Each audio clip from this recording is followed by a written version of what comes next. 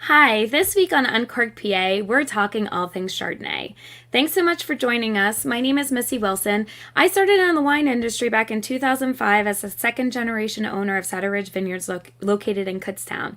And I'm so excited to share with you the vineyards, the wineries, the wines, and all the hidden gems throughout this wonderful state. So later in this month of May, on May 26th, we're actually celebrating National Chardonnay Day. If you love Chardonnay and you want to mark it on your calendar, Chardonnay Day is actually celebrated every year the Thursday before Memorial Day. So Chardonnay is a grape that originated in Burgundy, France, and is now made into white wine throughout the entire world. Most people are familiar with the oak-driven style that California made popular several decades ago. However, Chardonnay, there are so many different styles and so many different outlooks on it that if you're not a huge fan of the classic style of Chardonnay that most people think about, like myself, there still might be a Chardonnay out there for you. So today I'm actually happy to have my father, Rich Blair of Setter Ridge Vineyards, on the show with me. We're going to talk all things Chardonnay, plus enjoy tastings of several local wines. So if you like that traditional oak Chardonnay, like my father, this show is definitely for you. However, if you tend to go a little bit lighter, a little bit fruitier, we actually have some options for you as well. So since we're going to taste some Chardonnays today, I figured the best way to start the program is give you a brief introduction to wine tasting. So there's just a few simple steps to go through to really get the most out of the flavor of your wine that you're trying. And most people, the easiest way to remember this is it's the 5 S's of wine tasting. So the first thing that you need to do when you're doing a wine tasting is see. Okay, so this is my glass that I have going on today. When you're looking at the glass, obviously, there's certain things you can notice right away. You know if it's a white wine, you know if it's a red wine, it could be a rosé, it could be a still wine, it could be a sparkling wine. Those are easy things right off the bat. A couple other things you can notice is the range in color. So for example, I have a white wine in my glass right now. This one's a little bit darker and yellow. This actually is an oak Chardonnay. You can get that really golden color that comes from the barrels themselves. If it's a little bit lighter, a little bit more straw color, it's probably a stainless steel white, so you're going to get a lot more of those crisper flavors that come across. When you're looking at red wines, a lighter color means it's probably a little bit lighter body, not quite as full, and the darker, more inkier, more blacker, that wine's going to be a lot more fuller and heavier. The last thing you can also see is sometimes you can see the age of the wine as well, especially in a red wine. If you're drinking a little bit of an older wine, say maybe it's 10, 12 years old, especially in a red, you might start to see this brownish hue on the outside of the wine itself. That just tells you that it's a little bit older. The wine might have oxidized a little bit more over time. So you're just going to expect something a little bit, not as a young wine, a little bit of an older wine. So once you take a look at the wine, the next important thing to do is swirl the wine. And there's 2 reasons for this. So when you swirl your glass, it doesn't have to be perfect, but when you swirl your glass, 2 things happen. First of all, people talk about legs all the time, right? So what legs are the little drips of wine that go down the side of the glass. The slower it goes, the more viscous it is, the more alcohol there is. So you can kind of tell how light or heavy or big this wine's going to be by like how fast or slow the legs go down the side of the glass. The second thing you're doing when you're swirling the glass, the key to a glass is you definitely want the glass to slope inwards. You're pulling all the aromas and all the flavor to the center of the glass. So when you do the next S, which is smell, you get a really good deep flavor of the wine that you're expecting. So after you swirl it, so you're swirling it, the next thing you do is you actually want to put your nose really far into the glass. You don't want to do a little, you want to put your nose into the glass. That's where you're going to get all the smell. And as you guys know, if you've ever been sick and you've had a cold, things taste off. If you can't smell right, the flavors are off, right? Important things when you're tasting something is, yes, it includes your mouth, but it also includes your nose. So that nose and that sniff really give you that like introductory idea of what this wine is going to taste like. So after you smell it, okay, the next thing you do is you want to take a sip. So this is the best part, right? So now you're taking a sip of the wine. Keys when you take a sip of this wine is you want to make sure this wine is coating your entire palate, is inside your entire mouth. You want to take a sip. It's an S, not a G for a gulp, a tiny little sip, right? That sip, you're going to you want to bring some oxygen into the air when you take that sip.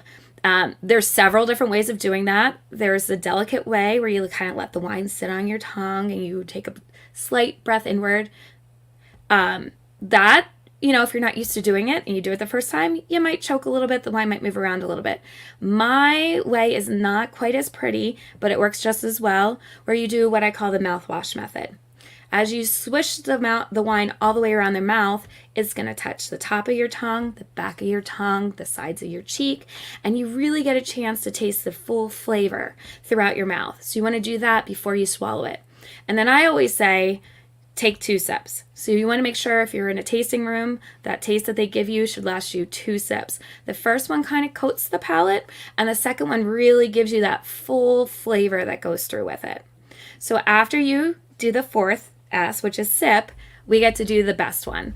So the 5th S is savor, right? We save the best for last. You've already tasted the wine. You already have an idea of what it tastes like. If you're doing a tasting, you can just finish your glass that you have for a tasting. If you're having a glass of wine, now's your time to enjoy it. You know what it tastes like. You're enjoying all the full flavors of it, and you get to enjoy what is left in your glass. Okay, so now that we have a brief tutorial on how to taste wine, we're going to talk Chardonnay. So I'm excited today. We have 4 different gems of Pennsylvania today. So with Chardonnay in the house today, I have my dad, Rich Blair. So I'm so excited to have him on hand. He is a full-time lover of Chardonnay. This is kind of where we differ a little bit. Many people who come into our tasting room at Setter Ridge, they know he's the Chardonnay lover. They also most likely know that I am not a huge fan of Chardonnay. So this is actually a really great show for us because it gives you the traditional. He loves the classic Burgundy Chardonnay, and I tend to go for something a little bit different. So let's introduce you to my father, Rich Blair. Rich has been in the wine industry for actually a couple decades now. First vineyard planted in 98. What drove you to enter the wine industry? Okay, so I got started in the wine industry by actually going to France and visiting Burgundy, which is the holy grail of Pinot Noir and Chardonnay. And when I got back, it was thinking that they can do it there, why can't we do it here? Okay, and I learned why after a while. So, trial and error, right? Right. So, over in Burgundy, Chardonnay can cost you up to $1,000 a bottle. Not so much in Pennsylvania. So, but it does make a good drink in Pennsylvania. It does. All right. So we are going to start our way. Chardonnay, many different options now. Most people classically think of either your French Burgundy style, which is done in oak but tends to be a little bit leaner. And then they think of California, which back in the 80s and 90s went totally overboard. A lot of people know it as like an oak wine. You have a crazy amount of oak that goes along with it. There is anywhere in between with regards to that. So if you love that style of wine, there's a wine for you. If you don't love that style of wine, I'm going to introduce you to some Chardonnays you might enjoy. Right. So first option that I feel like everybody should love in life is sparkling. Okay, so sparkling wine is my favorite. Every day is a celebration, so every day you should enjoy bubbles. Today we are enjoying a sparkling wine from Gaylor Estate. We had Virginia on the show a couple months back, and she talked about sparkling wine and fermentation that goes along with sparkling wine. Sparkling wines can be made out of any kind of grape. It doesn't really matter.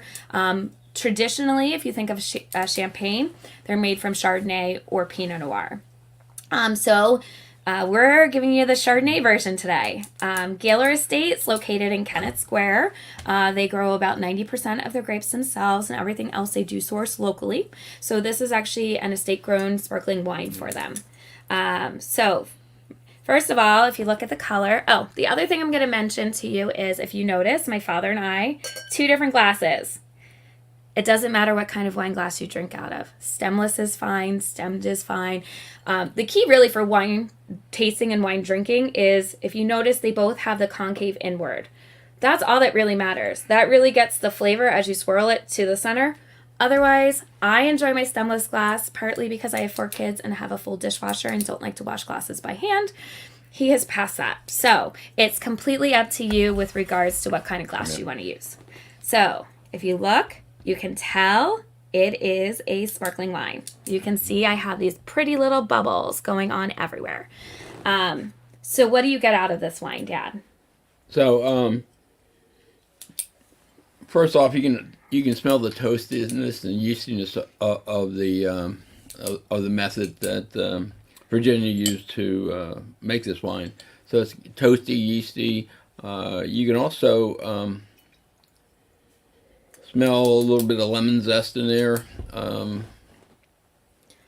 So this is great because I feel like people who don't love oak, it tastes like it did spend a little bit of time on oak, which is fine, but it's not crazy oak. Yeah. You're not getting a lot of that butterscotchiness. You're not getting a lot of that almond and the toasty hazelnut flavors that come across. You get a slight bit of oak, but you really get this beautiful crispness that comes across with it. Yeah. It's really refreshing. The bubbles are beautiful, really nice and full on the palate, and they do the traditional method, which means they ferment again in the bottle. So the second fermentation takes place in the bottle.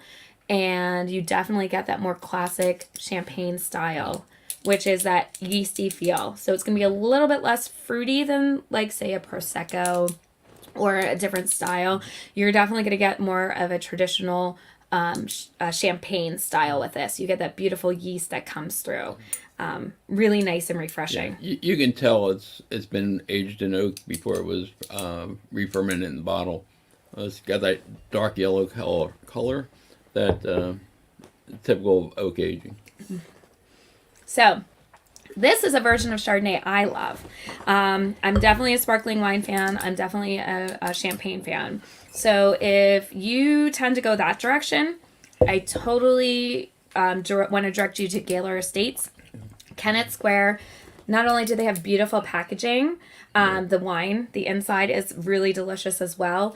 They're open Friday and Saturdays 12 to 8, Sundays 12 to 7. They have additional Chardonnays on hand. They also have an unoaked Chardonnay as well as a larger tasting list too. And you can get any additional information about Gaylor at GaylorEstate.com, Galer estate.com. So great choice if you like sparkling or if you like Chardonnay, both an unoaked or oaked version of Chardonnay. So I'm going to say this is a thumbs up for someone who doesn't tend to go traditional. Yeah, I agree. All right. Yeah. So as we move on, traditional, I would say in the past maybe 10 to 15 years, untraditional Chardonnays have kind of taken off a little bit. People have decided they don't want to do them in oak. They want to do the exact opposite of what has been popular. So they have started stainless steel programs with Chardonnay. So instead of them going into oak, which we'll talk about kind of like what happens in an oak version of Chardonnay a little bit later as we move in that direction, people are just putting them in stainless steel tanks, which is how people do Riesling, Pinot Gris, some Sauvignon Blanc is done that way. So a lot of your whites are typically done in stainless steel, which gives it a little bit of a different flavor profile. More crisp, more fruit. No oxygen. No oxygen, so it's a little bit less round. So our tasting today is from Weathered Vineyards, and they call it Naked. Okay, so the other version of it's done in stainless steel, but a lot of times they'll call it a naked chard. Okay, it's not done in oak. You're not going to get that toasted flavor that goes along with it. You're not going to get that roundness. You're going to get a little bit more of a crispness to it, and you're definitely not going to get the malolactic, which is very typical of a Chardonnay too, which we'll talk about a little bit later. So you can tell looking at the wine already that it doesn't have the darkness or the richness of the sparkling that we just saw. It's a lot lighter, pale. more typical of stainless steel wines. And that's exactly why that first C is super important, because looking at this wine, you automatically know now to expect something a little bit different, a little bit lighter, a little bit crisper. You're not going to pull in that oak feel that comes across with it. So when then you do the flavor profile, so when you smell, your flavors are going to be a lot different too. So with Virginia and Gaylor's sparkling, you definitely have a lot more of that, a little bit of the toasted feel to it. The fruit isn't as forward. You have a lot more of the yeastier smell from the secondary fermentation as well. This wine is, I would say, a lot fruitier. It's more fruity up front. It doesn't have the depth in the back. Right. So it's fruity. It's mostly I would say a little bit of lemon, more of the citrusy flavors. Yep, you're gonna probably pull in a teeny bit of apple, but more like your lemon comes across with this on the nose, and then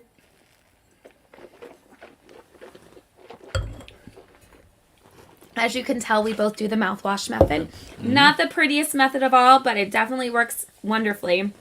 On the palate, it's definitely a lot less Expressive. I wouldn't. Yeah, you're not getting the sparkling wine is expensive for a reason. It goes through a whole different concept of fermentation, so it becomes a lot more complex. The great part about stainless steel wines are they're light, they're fruity, they're refreshing. They're just going to be a little bit more less complex than your sparkling or your oaked wine. This is perfect for summer, perfect for people who don't like oak, and people who don't like malolactic. And we're going to talk about the difference about that a little bit later. But those are the two keys of why people either do or do not like a traditional Chardonnay. So this from Weathered Vineyards, really great for summertime, really refreshing, really light. If you don't like a typical Chardonnay, but you do like a typical Pinot Gris or a Riesling, this might be a great option for you. Has a little bit of acid to it, has a nice bit of fruit to it as well. So if you want to visit Weathered Vineyards, you can go visit them. They're located in New Tripoli, and they're open right now Friday through Sunday, 11 to 6. And their website is weatheredvineyards.com. And you can check out their full list. They also have some oak Chardonnays if you tend to go the oaked route as well. So one of the nice things, he's one of our neighboring vineyards. So within 10 miles, you can, in Lehigh Valley, there is probably about a dozen vineyards that you can visit. And they do a nice job. Yes. All right.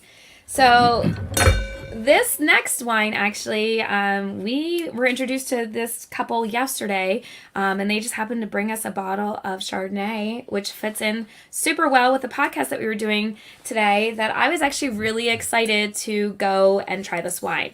So this wine is from Mural City Cellars. Okay. And this wine's a little bit different because it is done... Let me apologize for my arm. This wine is done in oak, but it's actually done in a neutral barrel. So neutral barrels are barrels that have kind of outlived their life as a flavor profile, right? Yes. So what kind of flavors do you typically see from like a barrel? So barrels usually give you toasty, caramel profiles in Chardonnay. If they're younger barrels, but by the time they get to be older barrels after 6-7 years, they will not show any of that oak characteristics that you get. But they do oxygenate the wine, which is different than what we saw with the Negate wine from Weathered Vineyards, where there's no oxygen involved in the wine. It's all reductive rather than oxygenated wine. So the difference really is I've as I say to people, like, wine is like a living, breathing thing, right? And corks are from a tree, living, breathing. They have holes in it. So corks, barrels kind of do the same thing, where they're gradually letting air in to taste the wine, and then the air is leaving. And you're kind of having this beautiful cycle that rounds the wine out. So when you think of a stainless steel wine, you typically think crisp, refreshing, Barrel aged wines are a lot more rounder on the palate. So you're not getting that like bright crispness. You're getting a fullness that happens with it. So the great part about a barrel is even if the barrel's not giving you any flavor, it still changes the profile of the wine a lot. Yeah. So you're not getting that like really sharp, crisp feeling. You get more of a rounded feeling that comes across with it. And usually when you do a barrel aged wine, it's done surly, which means that you're stirring the lees up in the barrel constantly. So there's a constant interaction between the lees and the wine. Whereas when you do it in stainless steel, there's no lees left in the wine, and it's just wine aging on itself. So. Right. So this one is kind of fun because, like I mentioned, first of all, neutral barrels. So you're not getting the oakiness that comes across with it. You're not getting those toasted notes. But the other thing that's a little bit different about this one, I had briefly tried it right before we got on the show, is it also hasn't gone through malolactic fermentation. So ML is short for malolactic fermentation, very typical on an oak Chardonnay. So when you typically think of an oak Chardonnay, the malolactic part is that it changes the mallow acids into lactic acid, so you get more of that buttery diacetyl flavor profile. Right. So you have that creaminess, that butteriness that comes across. And again, some people who don't like a classic Chardonnay, that might be what you're not enjoying on it as well. I haven't still figured out if it's, for me, if it's the malolactic. I love it in a red. Same with the barrels, love in a red. Haven't decided with Chardonnay if it's the malolactic or the barrels. But this wine is kind of a little bit of its own anomaly, which is kind of fun. So there's a lot of herbs coming off of this wine, kind of different than what I've seen in barrel aged Chardonnays. Kind of herbs, and a little bit of mint, a little bit of spearmint, which is not a typical profile, but it makes this wine very enjoyable. Yeah, that's the first thing I noticed with this one. It's actually, you get a lot of that like mint and mentholy flavor that actually is not coming from the grapes themselves. It's coming from the barrel, which makes for, with the fruit, it really makes a beautiful, refreshing wine. I actually really enjoy this wine. It's very crisp. It would go well with, an appetizers of some sort. Yeah, so this is the fun part. Like me, not a Chardonnay lover, has just tasted 3 Chardonnays that I actually really enjoy. And so I highly recommend. Mural City is actually an urban winery. They're located in Fishtown in Philly. And the great part about them is their philosophy is local as much as possible. They source grapes from everywhere. The max they'll go out of the range is 300 miles. So they're not sourcing grapes from California. They're not sourcing grapes from Oregon or Washington. They're trying to go as local as possible. And this Chardonnay actually came from a location in a vineyard in Coatesville.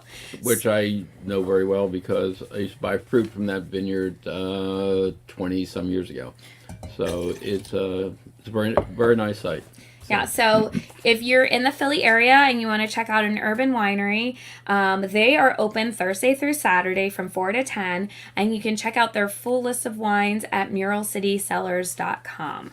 So definitely a good option for you to try, again, if you're not that classic Chard person.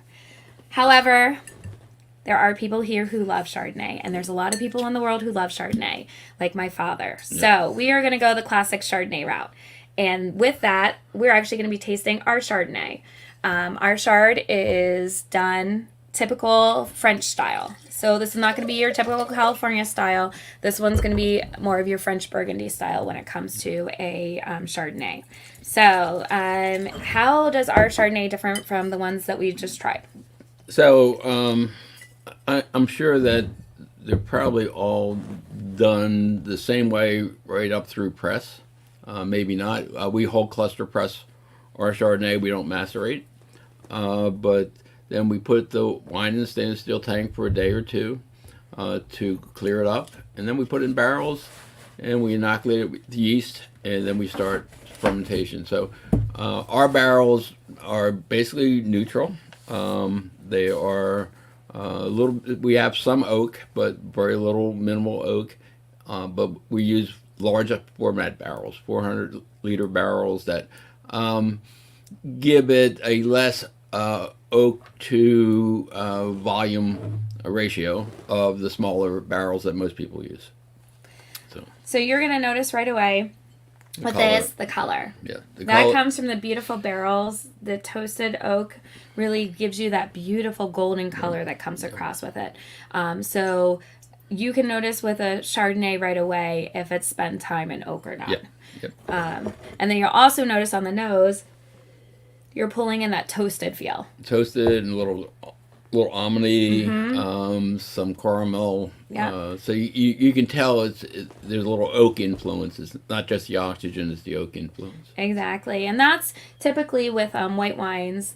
Those are the flavor profiles you'll see with a lot of whites that have spent time in barrels. So you'll notice right away butterscotch, almond, toastedness. That's your barrel aged wines. All right, so we have that.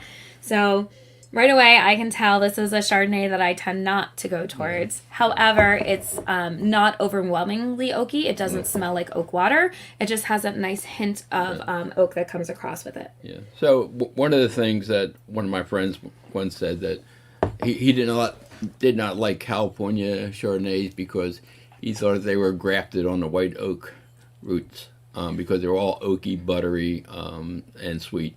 So one of the things you want to do is typically French. It's just take care of your Chardonnay, stir the lees, protect your wines with the stirring of the lees, and keep in barrels for about 8 to 10 months. Right, and then the key is not new barrels. So the newer the barrels, the more oak you're going to pull out of that wine. So you want to balance your barrel program and soften the oak amount. So you can do that easily by having a little bit less of an older barrel can definitely soften that oak feel that comes across with it. And on the mouth, the wine is so big, it just your mouth just gets inundated with flavors, and the finish is going on forever.